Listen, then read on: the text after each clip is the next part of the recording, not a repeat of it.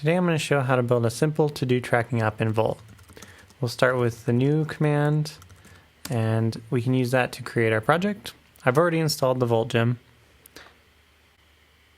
Once that's done, we can cd into the directory it made, open the project, and then start our server.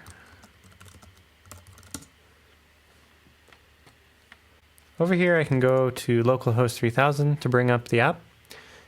You can see that out of the box it's created a few pages and given us user authentication. I'm going to go ahead and open the code. And you'll notice the app folder, similar to what you'd have in Rails, but everything is under this main folder. And main is our first component that we get for our app. In Volt, you build apps as a series of nested components, but in this example, we're just going to use main.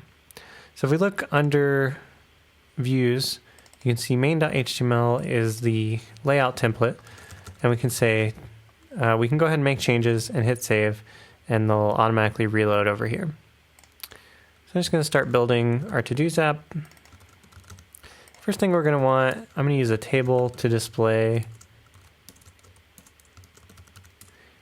each of the to-dos, and each to-do is going to have a label. And then I need a form where I can add the to-dos. I'm going to go ahead and create a text field, and I'm going to bind the text field to a new to-do collection, and then I'm going to use the exclamation point to automatically create that so I don't have to set it up, and then that's going to have a property called label. And what's going to happen is when the user submits the form with the enter button, it's going to call add to do on the controller.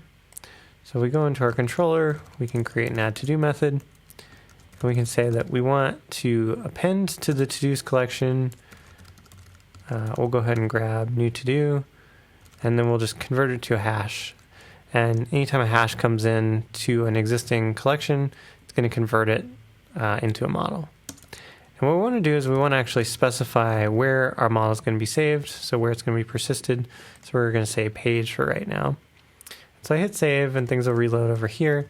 And now I can type and it's going to add these, but not clearing this out. So the other thing that we're going to want to do is go ahead and clear out the to-do, set it to an empty string, and now when we add it, clears it out. The next thing that we're going to want to do is create a delete button. So we can just say add next button, and then when it gets clicked, we'll take the to-do and we'll call destroy on it. And now if I hit one of these X's, it deletes it. And then it really wouldn't be a to-do app without a checkbox. So let's go ahead and make a checkbox. And then we'll bind the checked value to to-do.completed. And then what we want to do is change the class on label based on the completed state. So I can say if it is completed, show the complete class.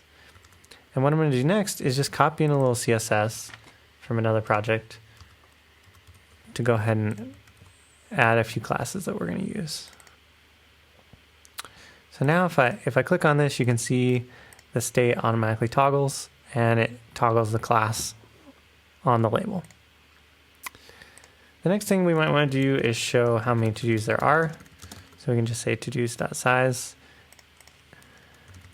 and the bindings keep everything in sync. And then another thing you might want to do is have a button to complete all the tasks. So we'll show how many are not completed. So we can say complete incomplete tasks, and then we need to make a complete method on our controller, an incomplete method, excuse me, and here we can just count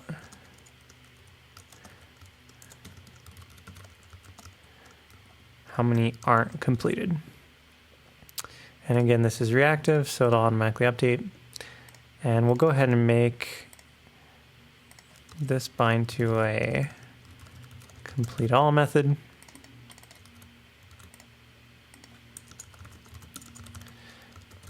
And for that, we can just loop through each of the to-dos and assign its completed state to true.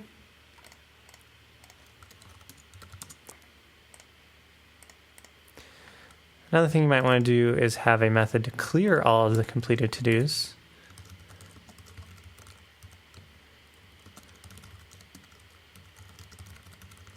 So we can create a clear completed method. And that can just select all the to-dos that are completed. And then we can call this destroy method on them. And that clears all the completed. Now what's interesting is currently the model's set to page.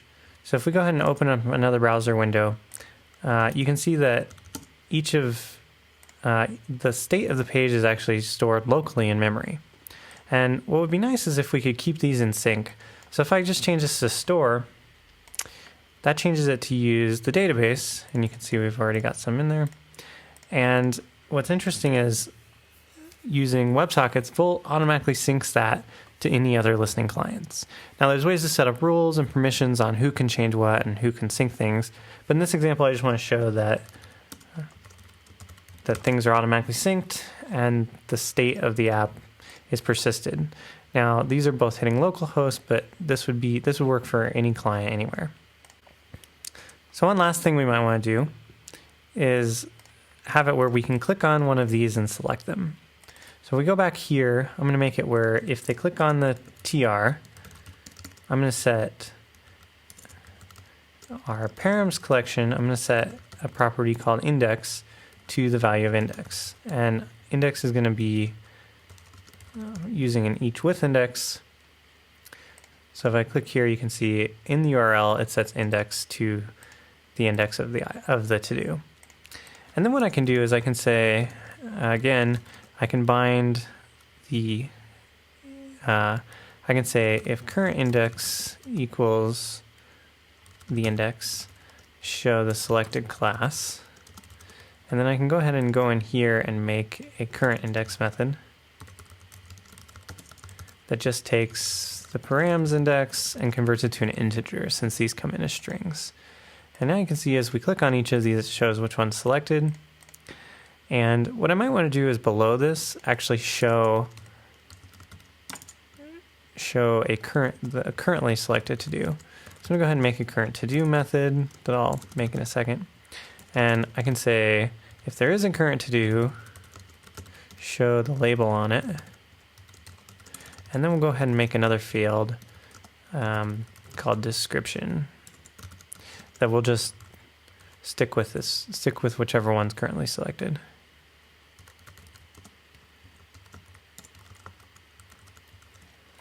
So now if we go into our controller, we can make a current to do method. And all that needs to do is look up the current index on the to-dos. So now you can see as we toggle through these, it updates below. We can go ahead and add some information specific to that to-do. And again, we get the URL included too.